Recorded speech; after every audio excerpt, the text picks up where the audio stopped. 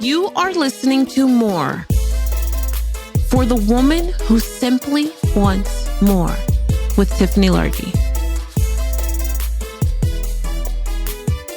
More for the woman who simply wants more.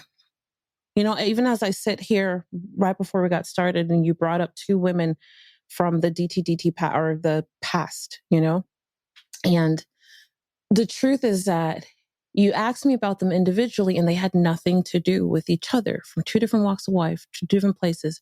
And you know, when you said, well, what happened to them? And I said to you, well, one of them is one of only two people in my entire 10 years that I put out of my world. And the other I just stopped talking to. But you know, both of them communicated to me that they were jealous of me. And I'm going to tell you the craziest story because, like the first one, and I won't name them for names, but in every woman's pursuit, we're only as strong as like the sister to our left and our right. That's my belief. Like our willingness to band together almost, not come together. Because like coming together is one thing, but like creating a fort for ourselves, almost like against the world in some aspects, I feel like is where part of our strength is, at least for me. And in the last 10 years, we've all had as women like pivotal moments. But in this particular instance, I'm in my living room and like it's like 2 or 3 years before the pandemic. And it's just like one of those days where like things are hitting the fan and you're like, I got to make a new decision about this, this, and this. And we're having a conversation in my living room in my house. And I said something to her simple, like, hey, because at that time she's working with me. And I said to her, but why don't you go and teach? Why don't you go and do such and such and such? And you know what she said to me? She said to me, because there's just not enough room for two women at the top. And I was baffled by that. Like, I remember like going quiet and just standing there and staring at her like, what are you talking about? What are you talking about? And she got mad and started crying. And she was like, there's not enough room for two women at the top. Like, it's you or me. I was like, what? And it was my first moment on this journey of really understanding how competitive women feel like they have to be with other women because they operate as if there's only one spot at the top for a woman. And I feel like that's one of the craziest, biggest differences between men and women. Not that men are not competitive, but in theory, they might be competitive and they're competing for power, but women are competing for visibility in someone else's eyes. It's not even really about the power. Does that make sense? Yeah. Tell me this. I know that was like the longest introductory of life. But when you said that, it struck a chord for me because it made me sad. Because you know how I left so sad from that moment. And it shook my belief in what I was building. It shook my belief in, you know, building a foundation big enough for other people and just inviting people. Because for me, I'm like, yes, I'm going to the top, but I will take all of you with me. Like every last person. There's enough room for all of us. There's 8 billion people on the planet, you know? So with that scarcity mentality from that woman, I knew that that type of behavior was the reason why either A, she didn't get ahead. B, it was a type of behavior that prevented other women from helping me when I was putting Jade in my bed hungry, or I was trying to figure out why was I 6 years in deep in an abusive relationship. And the truth of the matter is that I feel wholeheartedly that if more women, that somewhere in my youth, maybe that other women saw me as competition. And instead of helping me all the way, they helped me enough, just enough. They only gave me enough. So now we're going to get into this conversation. Tell me this. Before I get back into your history and I walk the world through not only who you are, but how much your own pursuit of more has allowed for you to create the dopest things ever. What do you feel like when you think of other women as allies? So when you think of other women and your want to either be more, have more, pursue more, create more, find more, discover more, did you feel that it was easy or easier for you as a woman, harder for you as a woman, or was it indifferent?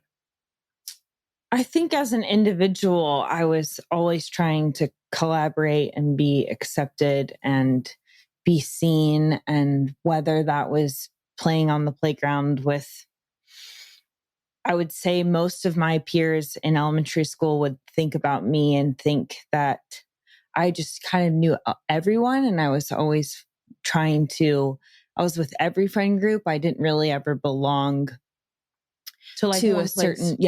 to a certain place. No one could really place me. I was always, one year I was photographing for the football team. The next year I was doing costumes for the drama club. So I never had that direct tribe and clique per se. And I think in that, just being a woman, it felt very much like an opportunity to see others as I wanted to see myself, I think. I love the fact that you said that. So you said like as you wanted to see yourself. Yeah.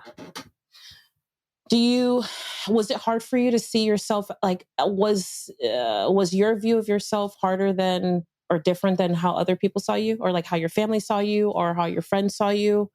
You feel like? Yeah, from a very early age, I was always coined as that person who's in their own world. I've always was in their own world, in my own world, whatever. Yeah. I think what's interesting is even when I think back in high school, I didn't get asked to prom. And it was because everyone thought I had a date already. And no one asked me if I wanted to go to prom. And I ended up taking my friend whose father passed away the year before, so she missed her prom. But in that, I kind of lived a life of, I think a lot of people make a lot of assumptions about me. Yep. And I think a lot of people have this idea that I'm all over the place, I'm in my own world, and that I feel widely misunderstood. I feel, as you talk, I so identify with you. I feel like I'm looking in a mirror. Unbelievably misunderstood, even now in my life. Like here I am 5 million years later. Well, it's really 10 years because I'm 21 forever. But like I not only am misunderstood, but I'm misconstrued when I do open my mouth and say something. And then the misunderstoodness and the misconstruedness lends to be a lot of judgment on the other side. Some people, like it's too intimidating for them, so they just back away. And I say to myself do they back away because they can't handle it, or do they back away because they're average? And I feel like at this point in my life, I've adopted some type of belief of my pursuit for more as a woman, that they back away because they're average and that my capacity is just more than what they can interpret. And it's not about being better or worse. It's like some people really can't drink whiskey, and they need a Miller Lite. And they need like the Miller Lite low calorie, And you just need to give them the Miller Lite low calorie while you're drinking whiskey. And in that moment, you guys are both drinking, but you're at two different experiences. You're enjoying quality. You have the full bodiness of this whiskey. You have aromas and all of these things. And then the person on the other side, they're drinking a beer, but then they're drinking a beer waiting for their buzz. You know what I mean? Yeah. Yeah. The experience is different. Totally different. Did you ever feel like, I always felt guilty, not always, when I was probably 23, maybe 22, 23, I really felt guilty for wanting more. And I can remember multiple chapters in my life where it wasn't just about like, I didn't just want more money. I think I just wanted more of myself. And then in some aspects, more of myself lent to more money. Like I needed more money to experience more of myself. Like for example, I was in this marriage for 6 years, and every woman I knew was like, stay put. You made a commitment. wait for God to heal him, pray all the abuse away, and all these other crazy backdoor trying to get me killed ideas, you know? And I remember the moment when I started getting the courage. This is year like 4.5, 5, to like go, I can't do this anymore. This is crazy. And even in that last year, it was like, okay, everybody else may not understand me, but it doesn't matter. I got to pursue this level of more for myself. And I feel like that's the thing that women don't do unless they feel supported by other women. And then for me, it was like, I wasn't supported by any other woman. I just needed to be supported by my damn self. And it was like more for me. And what was my more at that moment? Sanity. Peace in my home. Peace in my little four walls. Not my home. Just peace. Like that was the more. And that was like the height of it. Peace. And you know, even in that pursuit of peace, people challenge me for that. Isn't that crazy? Yeah.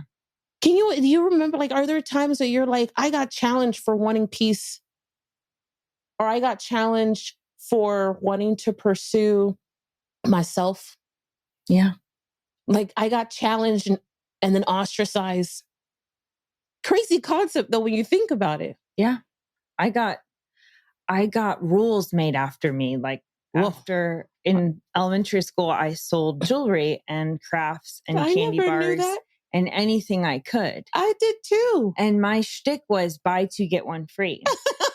So wait, you had a buy two, get one free in elementary school? Yeah. Who are you? I was just always crafting something. So Hobby Lobby had these like paper suitcase kind of things, but they had actual clips. Okay. And so I would bring my briefcase in every day and sell stuff. Stop. You did not. Yeah, I did. And some of my friends still talk about it today because I was always headstrong, wanting to make $1, trying to buy whatever I decided that I could. And I never knew this about you. In a decade of knowing you, I never knew this about you. Remember yesterday when I told you you're looking in a mirror? Yeah. That's wild. You know, when I was in elementary school, I sold candy, but I like really Miami'd this. And I started with blow pops because you could buy the bag for $2.20 and I could sell the bag for $6, 25 cents a piece, right? Mm-hmm. And then I got like sophisticated and I heard of this thing called Costco. Heard of Costco. And then I learned that they had airheads. They had 72 airheads for like $7.99. Do the math. Take a moment. Do the math. 25 cents a piece. What? So what started happening is that I wasn't just selling candy. I was dealing candy. It was like, hey, you, hey, you, hey, you, hey, you.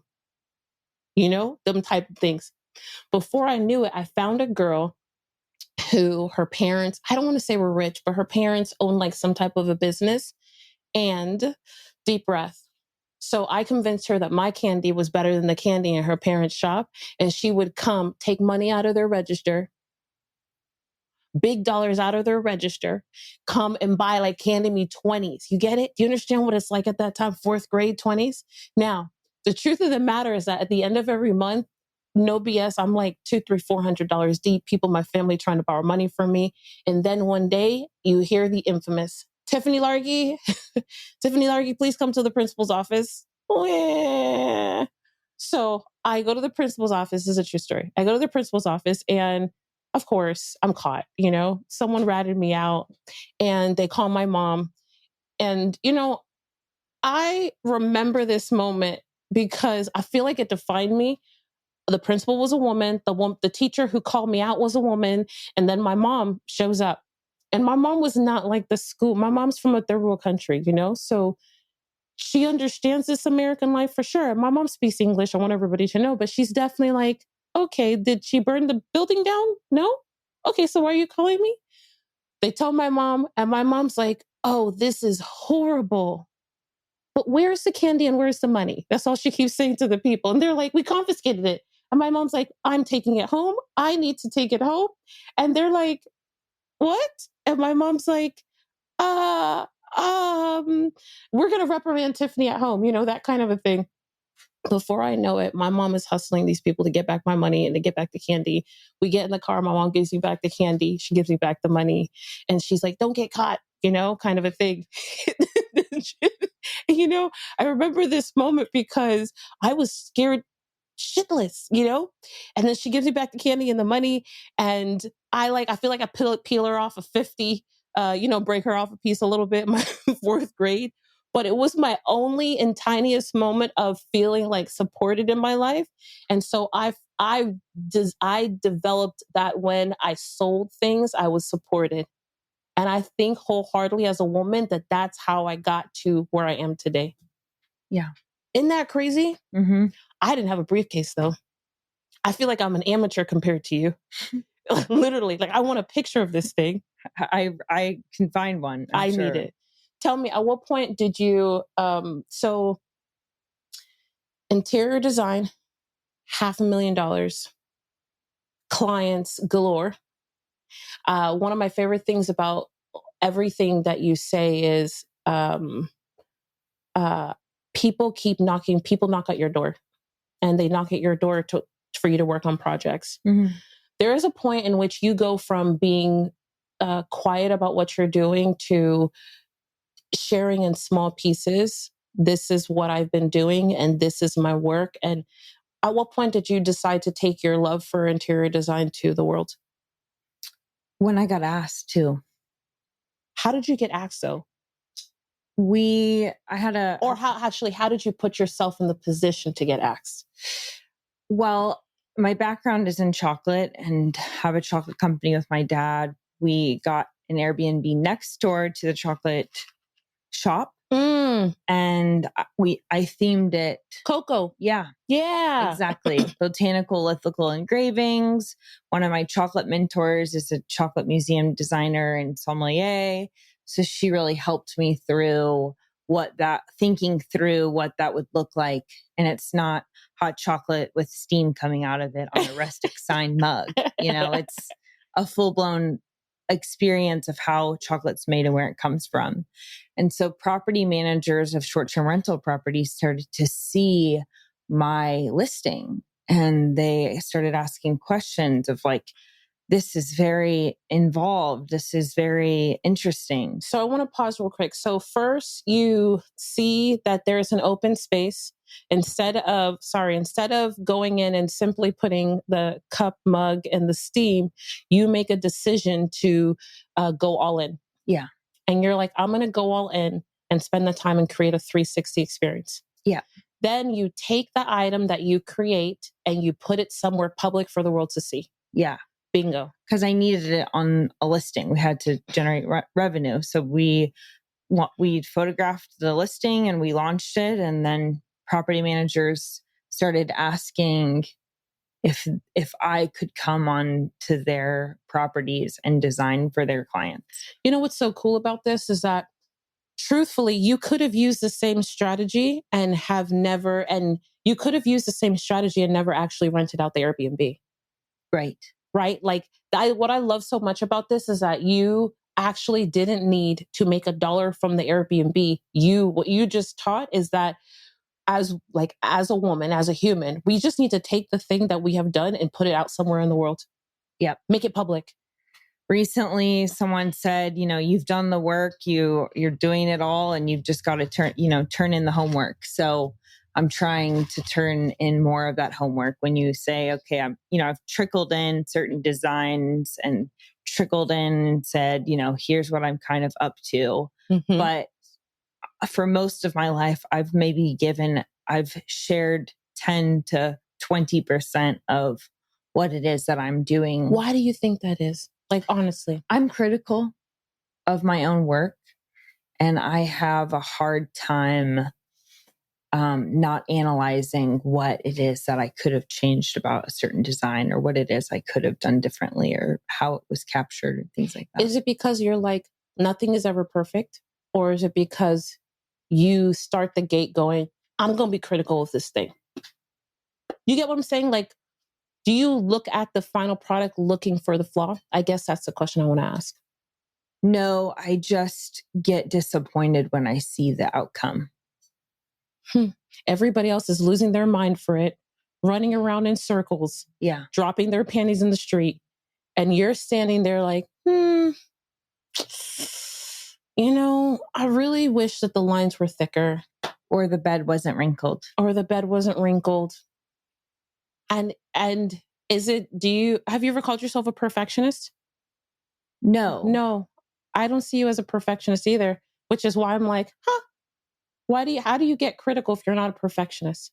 Like, how does a woman, and my goal in this is that I know that woman who's thinking about more and entertaining whether more is even possible for her, she's just like you, just like me. I think was some trend going around. It was like called trash. So I was like trash media or something where you took 30 days on social media and you just posted 4 times a day, anything just to kind of get over it. Right. And one of my friends was doing that exercise because she just kind of needed to get over this like social media hurdle. Okay. And I think in that she learned, it's going to suck in the beginning, right? You're not going to love it, but then over time you'll get better and to get more used to seeing yourself on social media, maybe with no makeup on, maybe with whatever, and you're just showing up as it is. And when I sat down here, I immediately said, "Hey, I hate being on video." Yeah. And I was like, And they're like, so 2 years ago, you need to get over it. Yeah. And I have, and I haven't. And I'm like, I understand I really haven't gotten over it, but I'm part of the millennial generation of people that I really loved, Instagram when it first started because it was instant. You could capture that moment. And that was how Instagram used to be. And it wasn't curated and all of these things. And then, when several years ago, I still am a pretty big believer in like a curated feed grid. Yes. Right. So I'm very protective of I still like a curated feel and look for myself. Why do you like a curated feed for yourself? And why do you think you started? I would say that almost nothing else, and not nothing else in my life is like prim and proper and in order, but I would say visually that I could be proud of something that looks pretty buttoned up and makes sense and it's well curated. Why do you think that something curated or buttoned up is what you enjoy? If that's not always how you actually are. I think from a visual perspective, like I think that's also why I like design, because you can go in and create almost anything with any amount of materials and any type of budget. And my imagination is long and wide and vast and fun and a circus, right? But it's also in that regard, I would say, it's boundless, it has no walls. And so when I think through visually, when I'm producing things, I'm like, I always see I'm the critic in like with my chocolate company. Biggest critic of my chocolate company is 100% me. Oh my gosh. And Poppy and Peep is so damn cute. And everybody walks inside and goes, oh my gosh, look at these troubles. Look at these bum-bums. Look at this such and such. And you're like, that looks too dark. Yeah. You're like, is that a rectangle or a rounded rectangle? You're like, those edges are not as sharp as they should be. Even though people are like, here's $9 for the chocolate bar. Thank you very much. Right. Yeah. You're big. I mean, in theory, I know that it's very laborious for what you guys do, but just black and white, even with the fact that, and women, there's women who criticize themselves, and then there's women who, and I say critique themselves, because the critique comes in some form of criticization, even though they don't realize it. But A players, because we're doing so much, we expect more. Like we're looking and expecting more of ourselves. And when it doesn't quite come out exactly what we want, even though everybody else is thrilled, we're not. But you know why that is? I've understood. It's because we are like, those people are excited because our minimum is their most. Yeah. And so we know internally ourselves, by ourselves, that their maximum is just where we're getting started.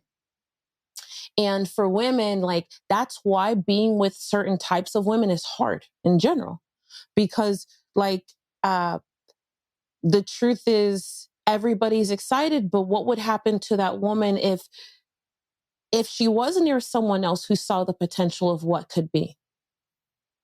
I feel that in general in my life, I watched way too many women just settle in their lives for whatever their life was dictated or whoever they married, wherever they grew up, whatever accounting certificate they got at 21.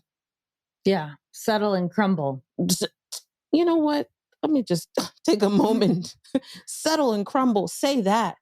Yeah. Yeah. Well, I think too, I mean, I would say in some aspects of, in my opinion, on, settling is sometimes. Settle and crumble. I had to take a moment with that. I'm like, wait a second.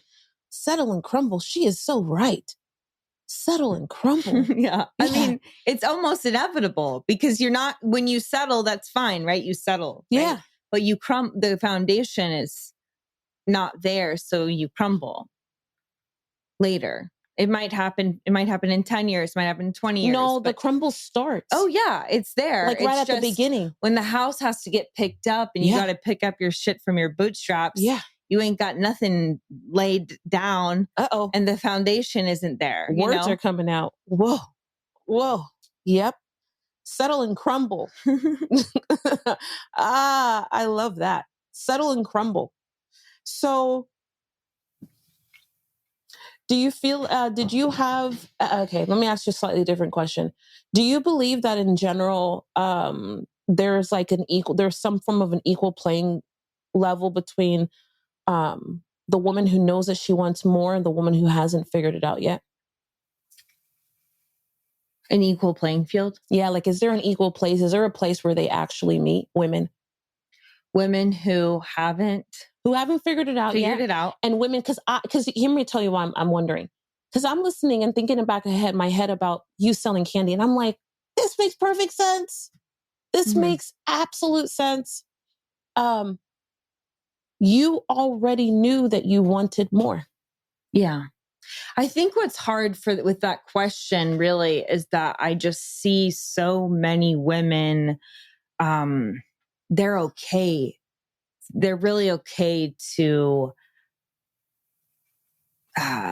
one, be taken care of, right? They're looking for someone to take care of them. Oh, that just got deep real fast. And secondly, they're looking for someone to take care of them. Yes. Correct. And there's also something to be said, and it's almost a negative connotation when you have a lot of women who are being taken care of and they're in these societies and they're in these groups and they're the first person to call out what someone else is doing because they're putting themselves out there and they hate it. And why do you think they hate it? Well, in Australia, there's a psychological term called tall poppy syndrome. Oh, yeah. Mm-hmm. And I discussed this with you last night because in Australia, poppies grow wild, one of my favorite flowers. It's a cool concept. How they grow on a hill, how they weather through wind, etc. But poppies, when certain poppies grow to a height, some poppies can grow over other poppies. Okay. And so the poppies will start to suffocate and kill the tallest poppies. Isn't that something? So it's almost like they're farming out that tall poppy and they're killing it. Yeah. And in Australia, it's called the tall poppy syndrome because I would say there and in Europe, it's much less likely for people to have a big, strong sense of individualism. No individualism. Right. Don't stand out. Nope. And also don't sell something to anyone, right? Because I lived in Europe for 2 years and I sold jewelry and I knocked on doors and asked boutiques to sell my jewelry. You knocked on doors? 100%. I just want to leap over and kiss you. I'm like, what? And I learned quickly that, well, one, we all know this, but your friends are not going to be your biggest supporters in your business. Not at all. Two, they're also not going to be the people that encourage you to continue to push the envelope. And that's kind of why we kind of started this conversation of, hey, you're where, you've had to say, you've had to kind of say, goodbye to certain friendships and certain types of relationships because it just doesn't serve you anymore. And I think for me in the last 18 months, I've had to cut out so many women in my life that don't have that oomph and want to judge others and complain and gossip. Yes. And it just doesn't serve you after some time. And especially as like an entrepreneur, if you don't have a lot of friends who are really going after something and they really want to change and they have measurable goals and opinions even, right? Because some of them just start to crumble and they don't have opinions anymore. They lay down. Yeah. They're settling and crumbling. Sorry. Yeah. I know, go hand in hand for me. We ain't getting away from that. I love it. Hey, you settling and crumbling? Yeah. Yeah, watch. Don't settle and crumble. I swear that's the shirt coming. Yes, ma'am. Don't settle and crumble. Right? That is such money. Don't settle and crumble. Yeah. They go hand in hand. Yes, ma'am. So you cut out a lot of women. The other day I was interviewing a client of ours, and she does a little over $1.5 million. In the last few years, she's done $5 million in revenue. And when we started this conversation, I was like, you know what's crazy to me? Every time I think, so there's 2 chapters of my life right now that I'm working through. One, it's the last 18 years of being in business, 17 years of being in business. And then there's the last 2 years of me being in business, but getting sick and having to navigate myself as a woman and as a CEO and just figure myself out again, losing my ability to walk, being in a walker, etc. What I was talking about with her is my my Saturday late night moment came from me realizing 2 things. In the last 15 years, if I had to go back and go, how did I get to $1 million?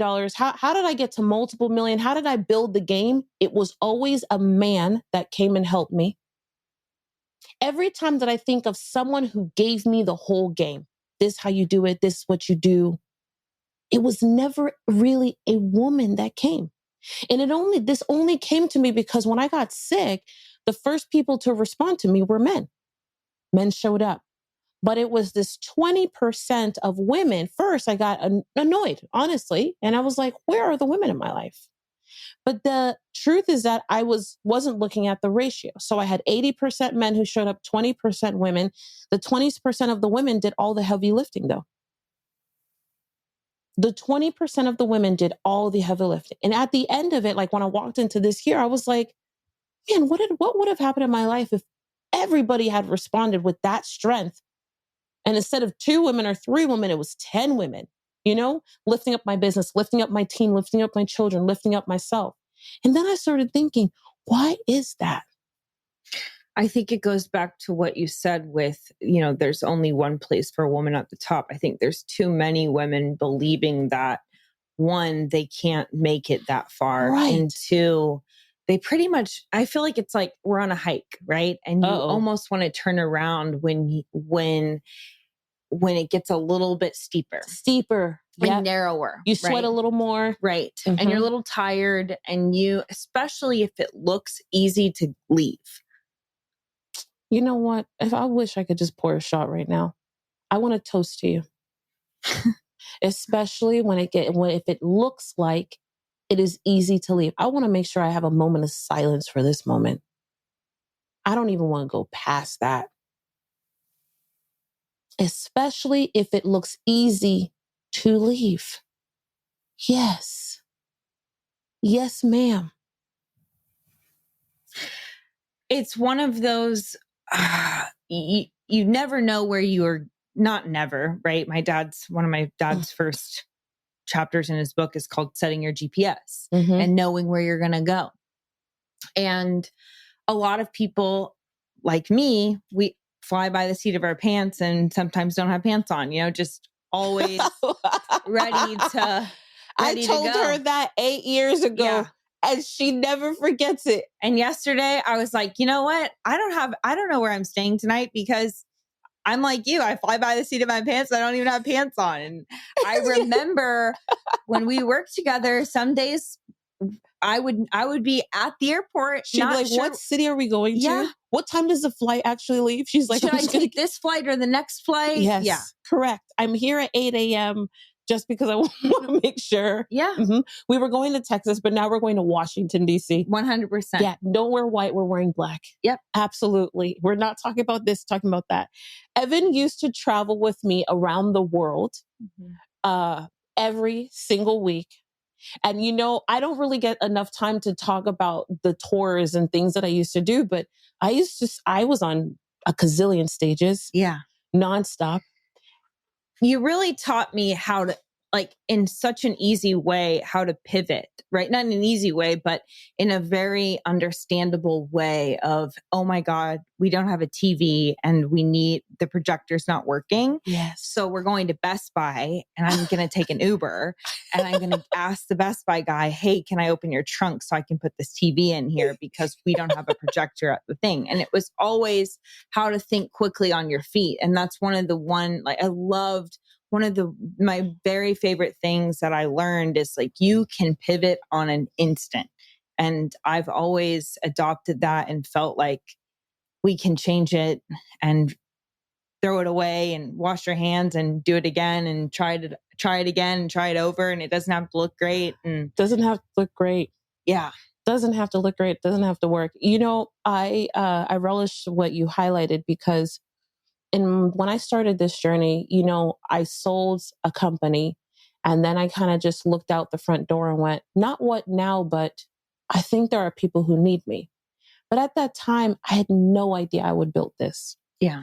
Like that was not the goal. I'm sure you can remember. So Evane was she was my very first employee, team member, and confidant as I went, I think I need to help people. And I don't even know really what I'm doing.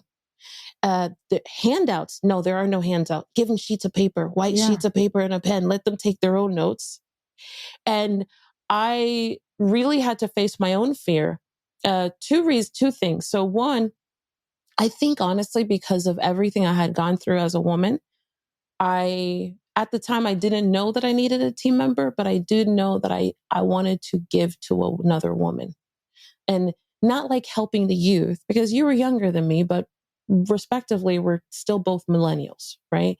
And I wanted to give what I hadn't gotten, I feel like. But I was afraid because I was like, I actually don't know what I'm doing.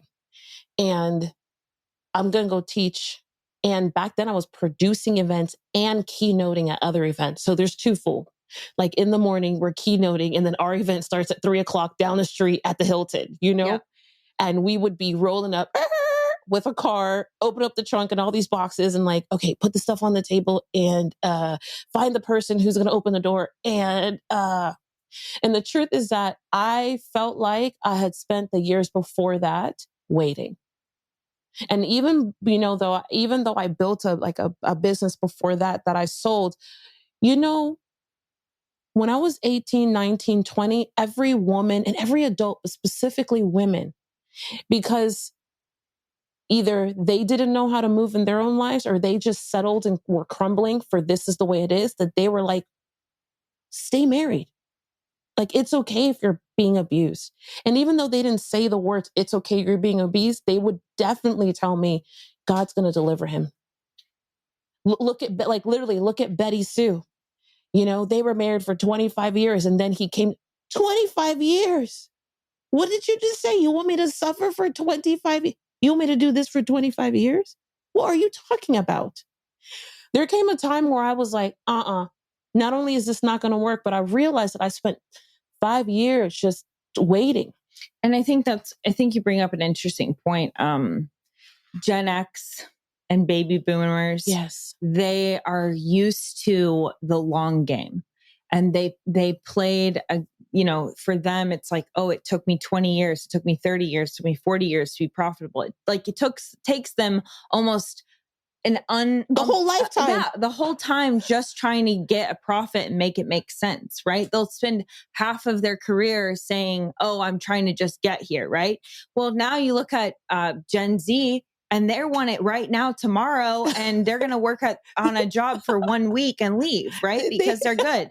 Now they know how to be an intern because they've done it for a week, and we're used to this micro media, right? There's a big movement of like, obviously micro media content. I mean, this episode could get chopped up in 100 little things. And that's what people in that demographic or in that age generation, they want that quick absorption of content. And I think what's interesting is we're kind of in the middle here where we're like, hey, I'm old school. I don't want to be on a video. I'd rather post a good picture and not say a word. And I'd rather make it look curated versus, but I also don't want to spend 25 years. Like I want to make sure that I'm within 5 years, right? Getting really somewhere miles and leaps and bounds ahead versus baby boomers, Gen X. They're like, it's fine. 25 years, 30 years, they're fine. You bring up a really interesting, you bring up a wild point that women, Gen X and baby boomers, they spent their whole lives for the one thing. Like messing around like they had 10 lives. And the truth is that if I spend 36 years waiting for him to get better, and then finally he gets better at year 38 of marriage, and I die at age 40, well, at least he got there. Yeah. What?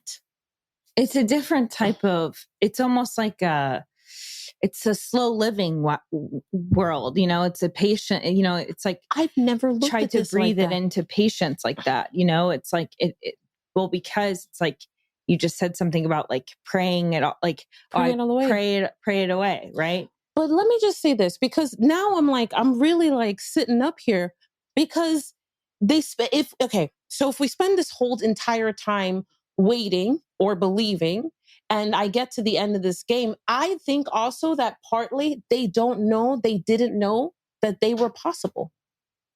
I think that they had no idea. And, our production manager says something all the time. He says that because we have our brand in one of our companies is wide enough that it picks up multiple demographics. And we see a big difference when we deal with one demographic versus the other. This demographic of the Gen X, Gen Z, Gen X, so older than me. Yep. Okay. And baby boomers, it's almost like they didn't know and they're waiting for permission. Yeah. So one of the things that we do is we actually give them permission to do the thing. Now, it says not that we give it to them, we don't hand it to them, but we let them know, hey, you've already had this thing in you the whole time. And wild card, you can accomplish all of the things in this one lifetime. The marriage, you can be profitable. You can actually be happy too. Yeah. You can go see Alaska. You can ride an elephant in Bali. Because those people looked at pictures and videos and movies and went, man, in another lifetime. Because that's also, it's interesting when you analyze the generational situations of each type of generation, because every generation wants something different. Where baby boomers, they want to feel like they have a luxury experience and that they're checking something off of their bucket list. Gen X, I would say they want the facts. And they want you to give them the information, and they want to just make the decisions. Millennials want to be seen, they want to be heard, and they want to feel like in some sort of way that their impact is bigger than themselves. Gen Z, I have seen, heard, learned, they're all about the independence of it. And being a part of something isn't as important to them as it is for someone like us who are millennials, who are like, oh my gosh, my mission is to help others or to make an impact beyond myself. And that's what I think millennials really see. But we also want, in some capacity, we do want our hands held in some way and have this type of understanding. Whereas Gen Z, they're totally not into it. Not into it. You know what I appreciate about Gen Z? Yeah. And what is the one after them? Like Kayla's age? Yeah. They're called like the Doomsday. They have like some crazy some new name. Some Doomsday or some shit like that. I swear it's wild. It's some crazy ass name that I'm like, what the hell? What are they calling you people? I swear it's some crazy ass name. My daughter's 13. It's like right above her. So you have like Jada Maya's age or Maya's age, whatever that's Gen Z. Yeah. Okay, they don't get to the goal by age 19 and they're like, I'm going to jump off a bridge. Yeah, 100%. They're like, I'm it, I'm done. And it's wild for me to watch them with the expectation that they're like, I'm 23. I should have already been a millionaire. I should have 2 Bentleys, not just one. I should own a second home in Bali. And I'm like, whoa, you haven't even graduated college, or you haven't even thought about how to pay for a light bill, or it's so weird for me, but I appreciate it because I see their hunger or their expectation. And I'm like, is it that they're like they believe more in themselves? It's also their exposure. They're exposed to all the things. We didn't get to see that. We didn't see all the things. We couldn't open our phone and look at the entire world. We never even got to see inside of a mansion before. Right. Unless you knew someone and you went into that building. For sure. But now we can go on YouTube and see what the rich and famous live like. I remember when MTV Cribs was out. MTV Cribs was the first time that you ever got to see. Now, I didn't really watch it, but I saw it like 3 or 4 times. And I was like, people have 12 bedrooms in their house? Huh? People have 29 bathrooms? That's a da-da-da-da-da. And it was my first time going, people are living different. Because in Miami, Florida, I didn't have a concept of LA. Like excess living. Miami has like Star Island and Biscayne and like, Amelia, like music artists live down there, and you would go, oh, that's such and such's house, and that's Sylvester Stallone's house, and that's Jennifer Lopez. But their houses, at least the ones we saw, weren't mansions. Right. They weren't 29 acres on that. They're right off of US 1, and they have like 6 bedrooms, and they're fancier, but they were still almost practical. They weren't excessive. Does that make sense? Yeah. So I think that you're right. They're exposed to excess. And it's a cycle because their children won't like what my parents thought was successful is not what I think is successful. Absolutely. What I think is successful, if I have children, they might not think that's the successful thing. And even when you look at how cities are developed and you look at when people, right now Nashville's where I live and it's the biggest, fastest growing city, and I'm from there and it's grown as I've grown. And I think with that differentiator of people I want to live downtown with a view. Like I want to live, I don't care if I don't have a yard or any of that. It's not important to me. And I think, my parents' generation, it was all about the yard. It was about suburbia. It was about all these types of things that don't necessarily matter to my generation of people. And I think what's interesting is it's likely a cycle, and typically people don't want what they had growing up. They want something else. They want something else. No matter what that is. Smaller place, bigger place, whatever.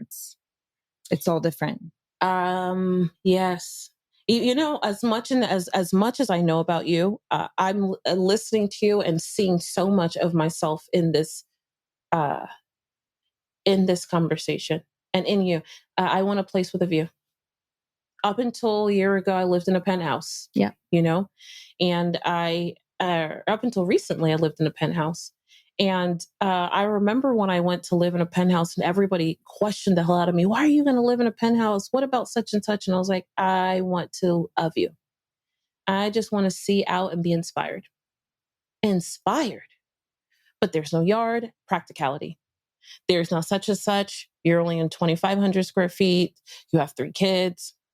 I want the view. I didn't say anything about these kids. Yeah. I want the view. I want to be inspired. I didn't say we want to be inspired. Yeah. That's not it. And that's like one of the elements that I feel like when I get to see or look at a woman who's pursuing more, or entertaining more, or hunting for more, it's like she looks at the equations in front of her and she is the first part of the equation versus always at the back. Yeah.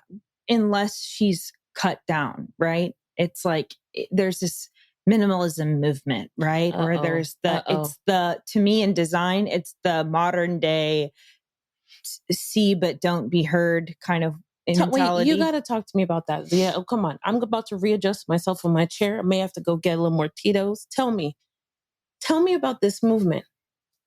This is a theory I have. I'm ready for it.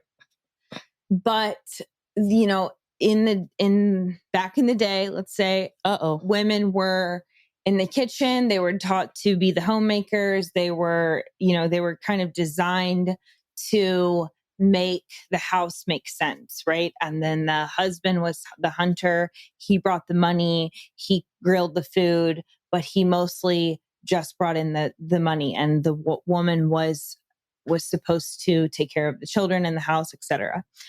In design, in my opinion, there's been, and I also want to preface that, like, I'm all about sustainability. I'm all about what makes sense. Don't harm the planet, whatever. But there's something to be said about this idea that we should have less and this minimalismness. And I think especially think about it in 2018. What was really cool in 2018? White walls, very minimal, very modern. Because even when I started with my pops business, of color. 100%, but not even, right? Gray was still cool. Mm-hmm. White was everywhere.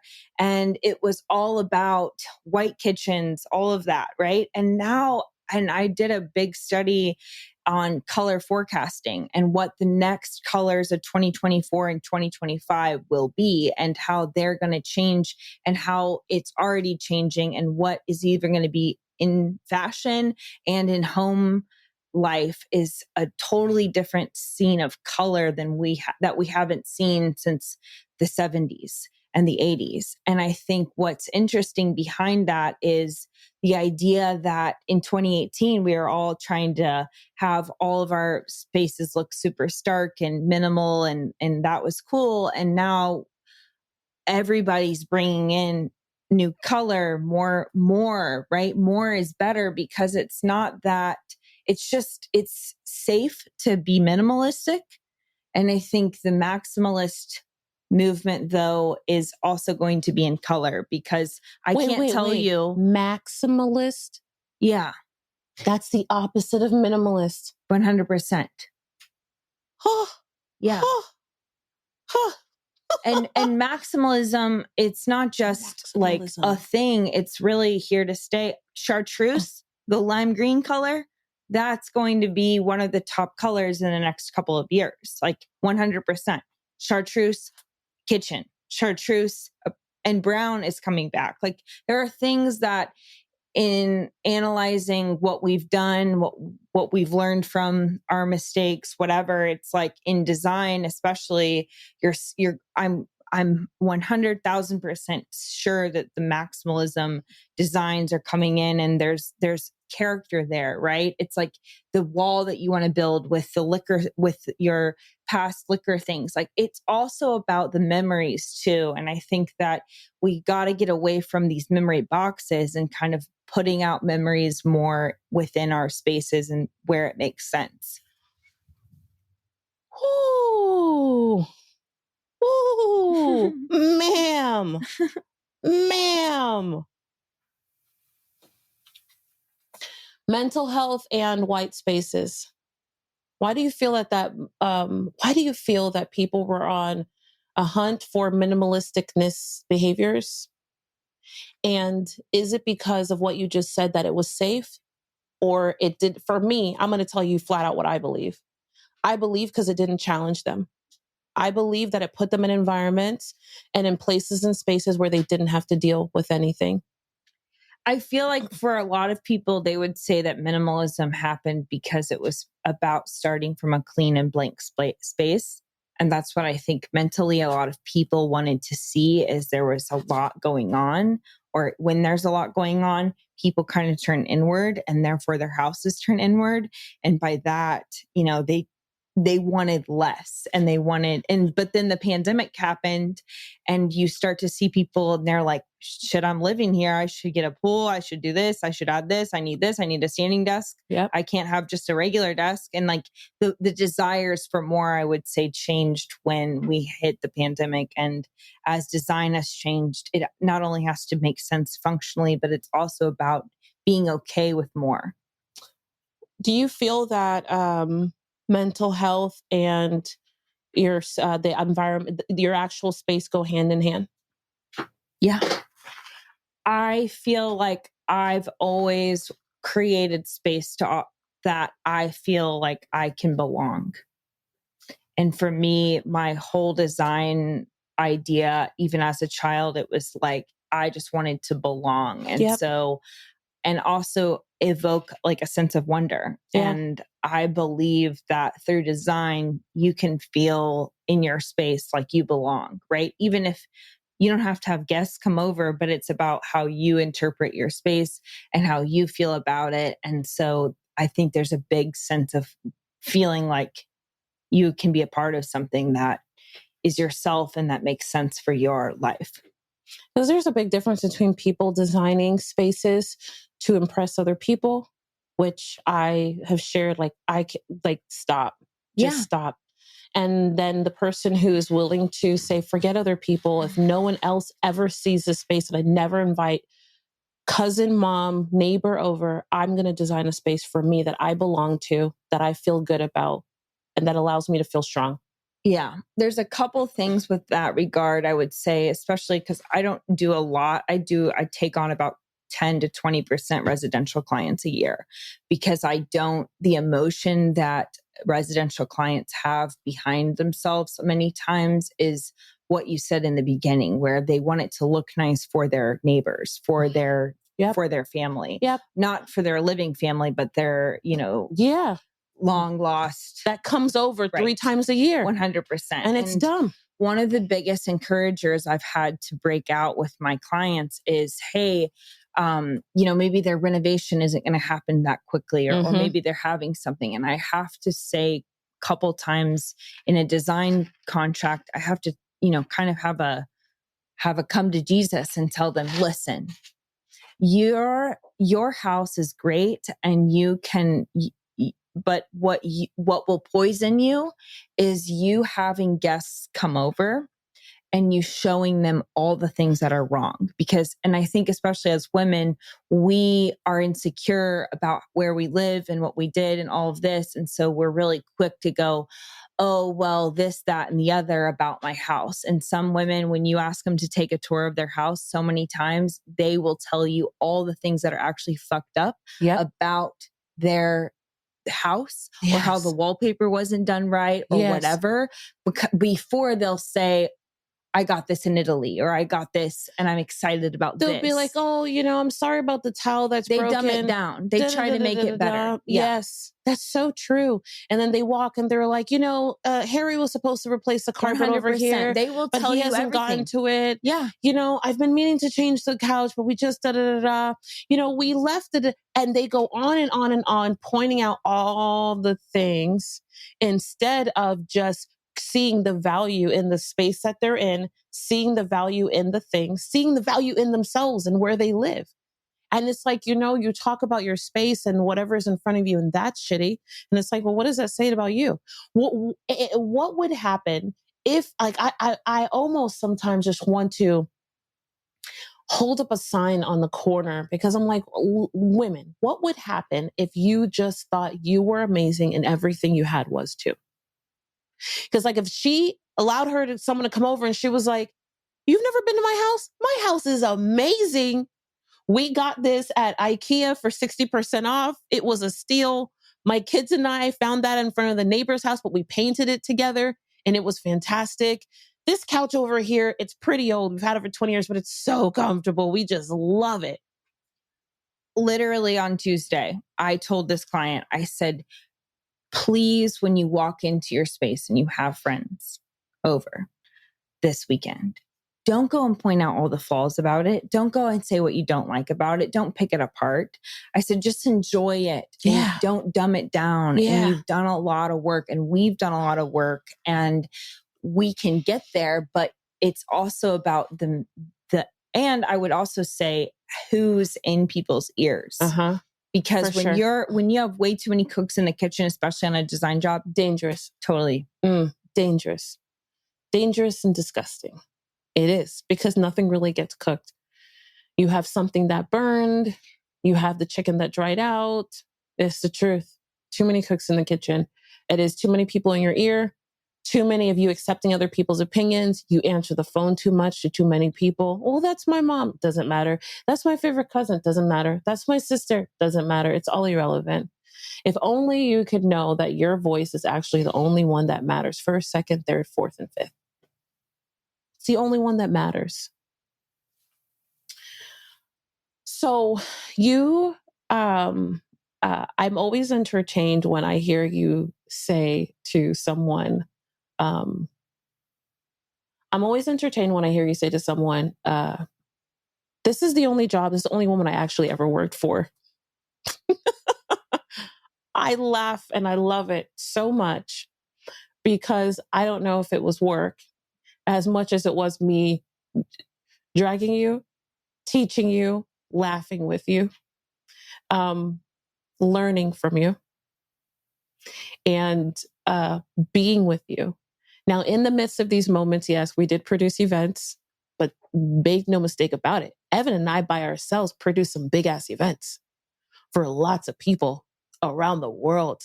Like, I almost feel like I need to have another conversation about that another time. Like, we produced, the two of us, some big ass events. Yeah. Like, think about it. Like, all over the country, though. In out to every type of arena. What? I mean, everything. Yeah. Everything. Men, women, black, white, snooty, down to earth, high-rise hotel. Yeah. It's crazy. The W. Yeah. That's wild. You know, I haven't actually thought about it. Tell me this. So you decide that you know that you needed more, that you wanted more, and you had always wanted more. So I want to set the premise. I always knew when I brought Evan close to me at that time that she, like, what her journey was going to be. We were very, very clear.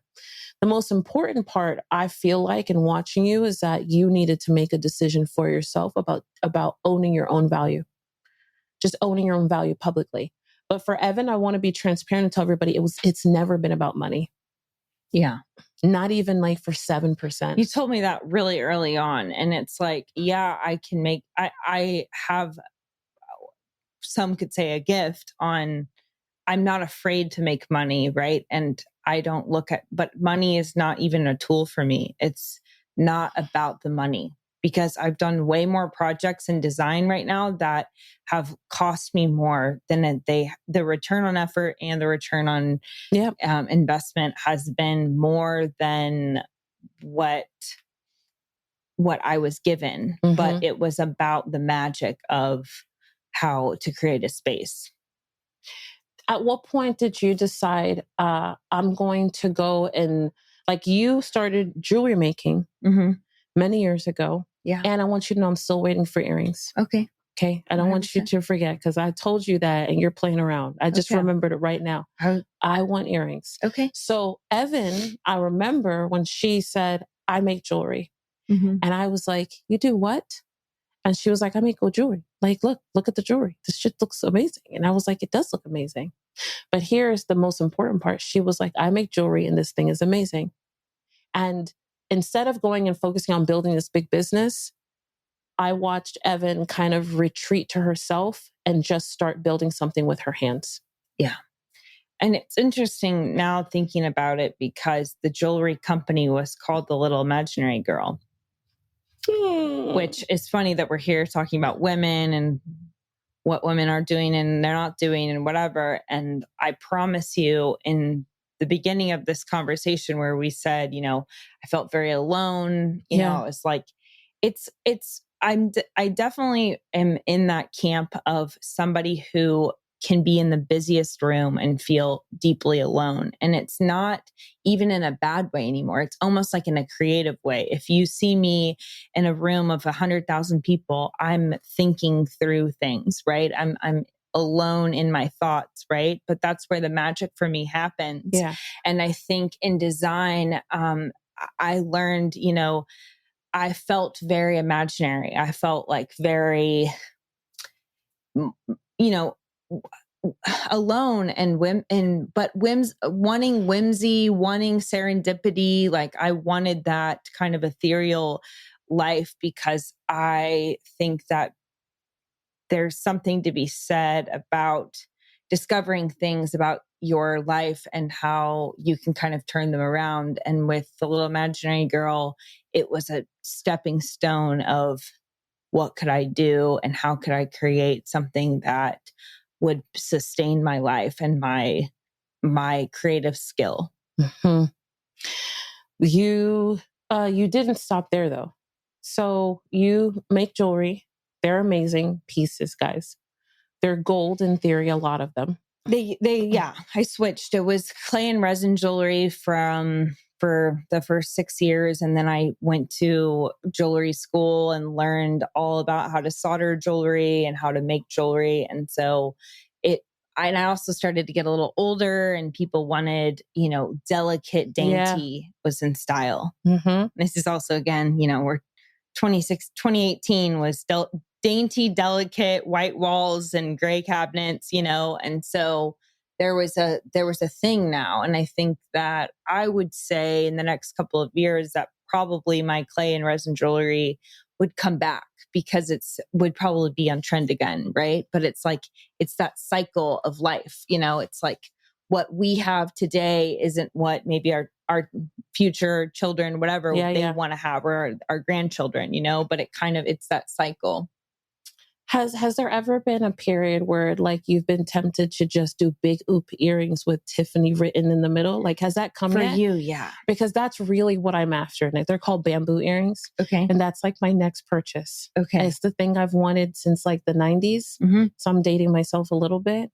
But I'm like, for a woman, what if she didn't know the trends and she just needed to find herself? If you were going to give me a tiny roadmap, because of course I want to get into the business you've created and all these things, but I've decided for this conversation, I'm not going to do it. I want to premise because there's going to be a part 2. And you go from jewelry making to chocolate to interior design, and just is not just interior design, $500,000 in 2 years. No, in a year and a half. A crazy, beautifully, aesthetically delicious brand that you mastermind from the beginning up called Poppy and Peep, that's located in a physical retail location in Nashville, Tennessee, that my clients love to see. And I was going to say steal chocolate, but only I'm stealing the chocolate when we're there. I just want to make sure you know. But you did it on your own terms. And you're here today. And no matter, and it's wild because I look at you and so proud of you. Like those words, I won't even be able to emotionally get there at this moment. But yesterday I said to you, man, you're in the top 10%. Of all the things that are working for women, I realize even in spending this time that we don't acknowledge how far we've come. We don't acknowledge where we are. And in this mirror state, when I learned about this matrix of 80 some percent of all business owners get to 6 figures, don't get to 6 figures, 80 something percent. 10% get to 6 figures. And it's like 9.8 to be exact. But for me, one of my craziest ahas was less than 2% got to 7 figures. And when I understood that I was in the top 2%, but then this next statistic of the 1.7, it's 4% belong to women. I was mind blown. So when I said to you, men, top 10%, that's like including men. If I remove men out of the game and it's just women only, that number is ridiculous. For the woman who's looking and thinking to herself right now, like, that's Evan's way of saying, we're done and I'm over this. She's not. If you were going to say something that's like right on time, that's a cue for you. To the woman who's pacing the floor right now, she has been responding to everybody else's wants and desires for her life. She knows that she's been playing smaller than she's capable of. She feels a tap inside, but knows that she takes 3 more steps to the right, she's going to be even more alone than she already is. But even though she knows she's going to be even more alone, she has this sickening feeling that she still has to go. But she doesn't know how. If you were going to build a mini roadmap for her and give her 3 steps, 3 things that she would do starting today to walk into the door of her more. And you get to decide more love, more laughter, more of herself, more truth. I would say more grace. More grace. Because between our ears is a brain that can be the worst enemy that we all have. And my brain is loud at saying what I'm not good at and pointing out the flaws. And so I vowed to myself a year ago that I would choose to give myself grace and give others grace. But really, that was a major moment for me. Secondly, I would say that it's not easy and it gets ugly, but I would rather not settle and not crumble and step up to the plate. And in that regard, I would say it's painful. And I think anyone who's grown any type of business at many capacities understands that the game just changes. It doesn't necessarily get easier or better. The circumstances and the outcomes just get better. So if you know that kind of going into it, then you're set up a lot better. And I think the third thing would be that who you listen to is important. And it's as important to not listen to those who can't. There's so many women out there whose parents can't contribute or their spouses can't understand. You know, I just dated a guy who's never had any past history with dating any type of person who's in business. And I think that there's a very big difference between someone who's out there trying to make the dollars and somebody who's getting the dollars in their bank account each week. And it's a job. So be careful with who you allow to say to you what you should and should not do. Yes, I heard you. Correct. Man, you're amazing. You're amazing. Sorry. You're amazing. Oh, that was so good. And we're done. Girl, wasn't that amazing? Listen, I wish that I'd had conversations like the one that you and I just had. I mean, on my way to my first 10K, 100K, million with another woman, a woman who just gave me the game, the inside thoughts, all the stuff that we're not talking about on the surface. I wish I had heard from a woman who gave me the more and told me it was okay to be who I am and the way I was, and I didn't have to be apologetic about it all the time. That's why I'm so excited that we get to be here together. Here's what I selfishly want you to do, because I want to see you in just a couple of days from now. On Wednesday, there is something called Tequila with Tiffany. You can head to tequilawithtiffany.com right now and register. You and I get to have a drink. We're going to happy hour virtually. And I'm going to give you the current game, what's happening right now at this exact moment, so that we can acquire more in micro steps in between this. And if you're like, Tiffany, I don't know what I need, then do this. Send us a note, send me an email, send a pigeon, tie it and send it over here to Phoenix. But whatever it is, make sure that you're taking a step. And I want you to know that I'm here with you so that we can take it together. I can't wait to see you on the next episode as we race towards more.